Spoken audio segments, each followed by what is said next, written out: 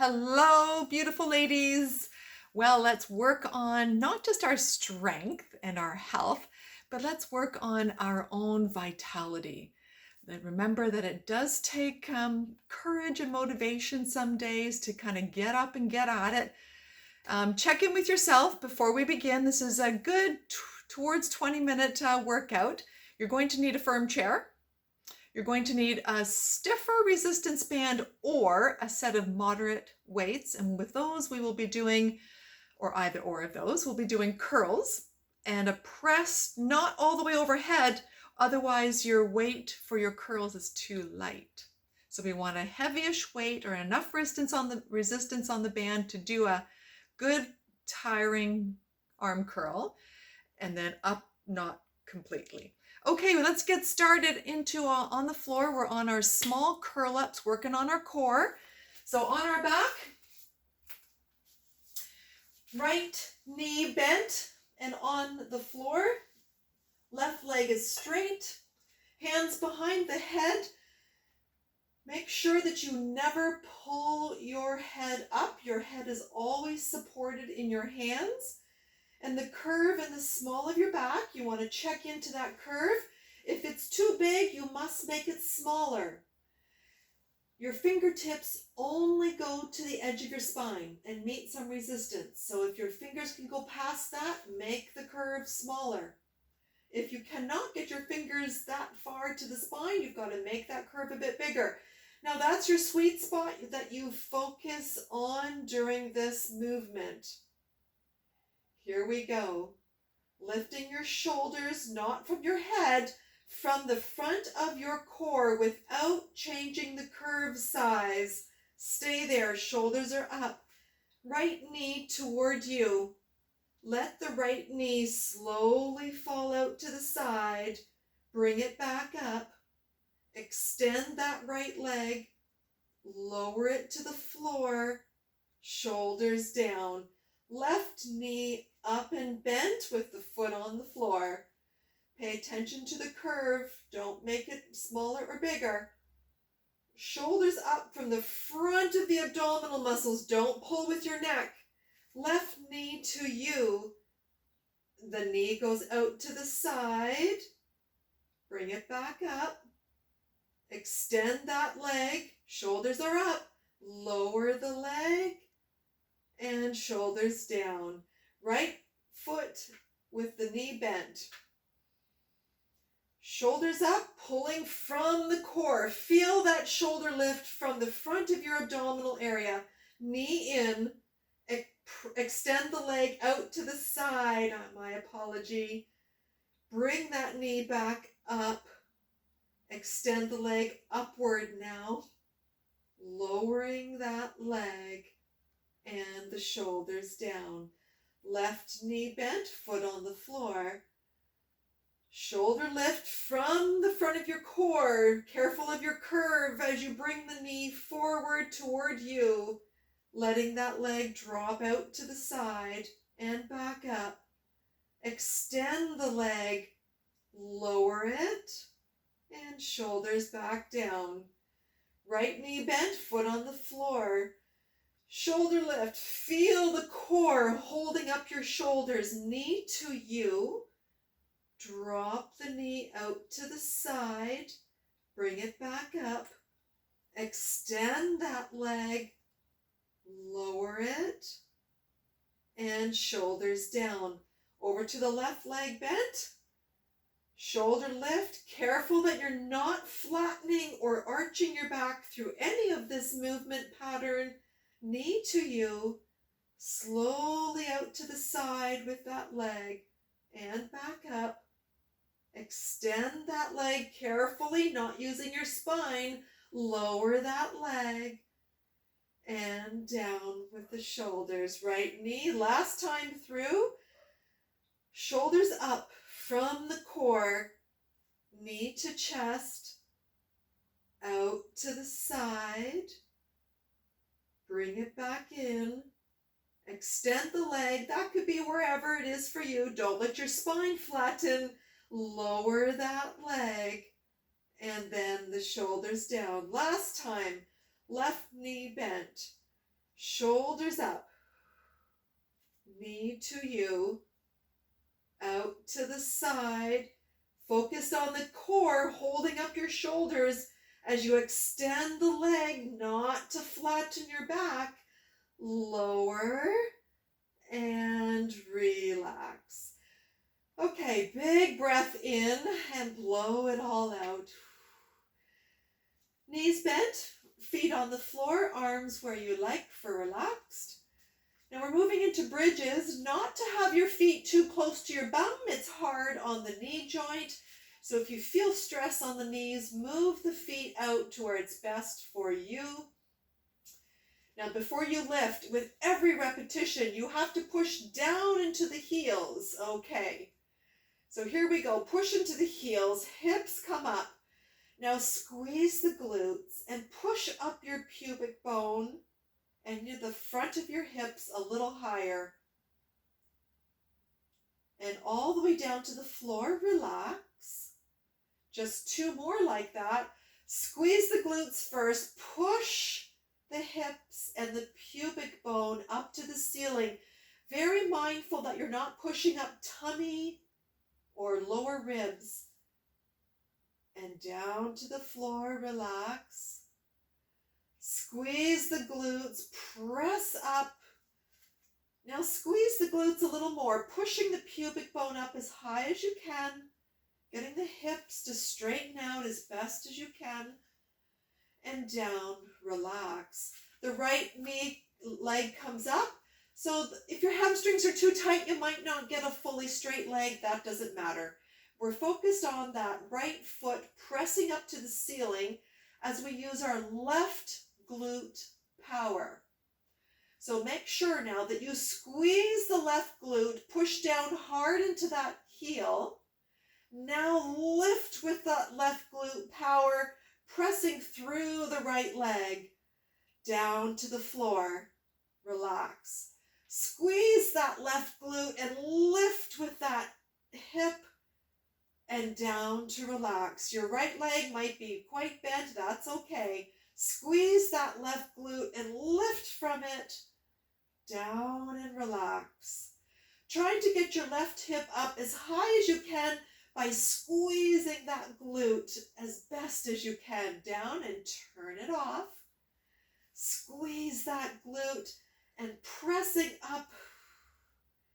Always pushing down into your left heel while you're squeezing that glute, and during the lift and down, squeeze that glute and press up. And one more. Thinking about that right leg toward the ceiling as you push through the left heel, using the power of your left glute. And we are down to the other side. Left leg comes up to what's comfortable for you. Your right glute and the right heel press are important. Push down into that right heel. Squeeze the glute. Now come up. And down. Relax. Turn that glute off. Push into the heel, squeeze the glute, then lift. And down and relax. Your left knee might be quite bent, that's okay. Push through that right heel, squeeze that glute, then lift. Down and relax the muscle. Heel press, squeeze that glute and lift. Down and relax. Now really feeling like you're extending that left leg toward the ceiling as you press through that right heel. Squeeze the glute and come up through that right hip and down. We've got 2 more. Heel press, glute squeeze, then lift.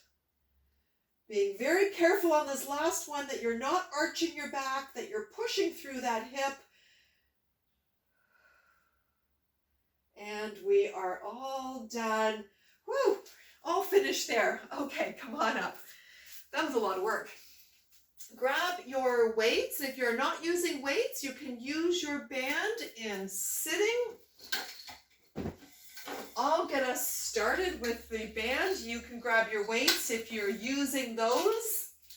Weights that will make your arms tired. A resistance band that will make your arms tired. So get some tension on the band. If you have the weights, you can do it in sitting or you do it in standing. Either position, you want to make sure that you're not swaying your body as you go through the lift. So it's a big exhale, sitting up long and strong. Exhale and then curl. Inhale. Exhale and press. If you have enough tension on your band, you're not going to get up very high with your hands. Inhale as you lower down. Exhale, curl. Inhale. Exhale, press.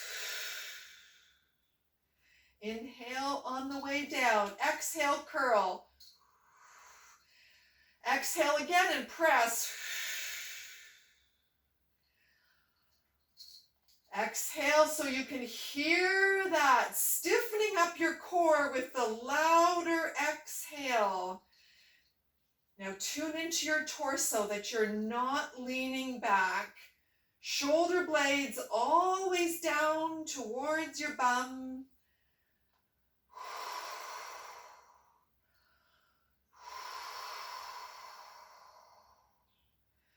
Feeling the torso very steady.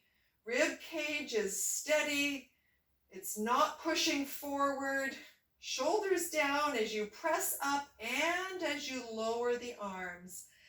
Exhale. Exhale again. Feel your body. You are steady on your feet. You are steady sitting on your bum. As you press up, shoulders are down through the motion. We've got one more. You're trying to get to 7 or 8 where you can stop at. This is number 9 or maximum 12. If you're stopping at 7 or 8, there's nothing wrong with that. Every day is a different workout day. Give yourself grace. And this would be the last one for 12. All right, we're going to come up with our firm chair. If your chair is not soft, you may want to pause the video and grab something to put on top for your foot comfort. Left foot on the chair. We're going into single leg squats. You can use a wall for a fingertip touch or just have your arms out for balance. Now it's crucial here that your right hip stays under you. So as we're going back into the single leg squat, if your hip drifts out to the side, you're going to lose your balance. So make sure you keep that hip right under your rib cage as we go back. Now push that hip back and push that hip forward from the glute, similar to the bridge. Push your hip straight back. Use that right glute and push that hip forward as you come up. Hip goes straight back. Don't let it wander out to the side. And push that hip forward. Now we've got our foot on the chair to give us some extra balance. Really feel as you go back again into that squat. Your right hip and sit bone are under your rib cage. Now squeeze that glute and push that hip forward. Hip goes back and it comes forward. If you feel unsteady, your hip has likely even taken a slight shift out to the side. I'm exaggerating and your body is listing. Feel that right hip stay under you as you go back into the squat and as you use that glute to lift you upright. Hip goes back and upright. We're trying for 10 to 12 here. If your hip is uncomfortable and has had enough, you should stop. We want to make sure that we're not loading up that hip in weight bearing for too many repetitions. And this would be the last one for number 12, but you never have to go to 12 if the body is telling you. Other side. So right foot is on the chair. Make sure that your focus is that left hip under your rib cage. Pushing the left hip straight back as you go into a comfortable squat. Now use that left glute to press that hip up and forward, just like the bridge. Hip goes straight back. Now push that left hip straight forward to bring you up. Feel that hip moving, similar to your bridge exercise. Use the glute to bring you up. Slow down now. Feel that left hip staying under you. If it drifts out to the side, you're going to be wobbly. Use that glute to bring you up. If you're too wobbly, even with your foot on the chair, go slower, go smaller, and feel that you can keep that left hip under you. It might be quite small. That is okay. We want to keep that hip under. If you're feeling good, that the hip is there and you're steady, you can take yourself down into a bigger squat. Last time, keeping that hip back as you go down. And I lied, we've got one more for a maximum of 12. You can always stop before then, using that glute to bring you up. Okay, grabbing your weights or your band. If you're using your band, you're sitting to do the same curl and press. Otherwise, grabbing your weights. Here we go together. Exhale and curl. Don't let your body sway. Inhale. Exhale, press. Inhale on the way down. Exhale, curl.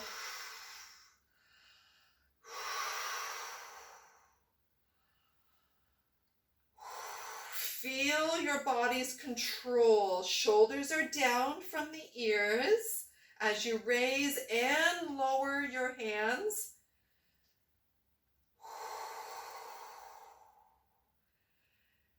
Careful that you feel those shoulder blades staying down as you curl, keeping blades down as you press and lower. If it bothers your neck, you want to bring your chin down a bit. Now, deeper breaths help to stiffen up that core. Feel that your torso is locked in place. Whether you're sitting or standing, there is no backward leaning. Now, if you are tired, you have permission to stop. If you've got one more in you, go for it. We've got one more for a maximum of 12. Feeling your body is not leaning. And there's that one. We're back to our little squats again for the final round. I'm going to show you this way. So important. Here we go, everybody. Actually, I'm going to go back to the chair.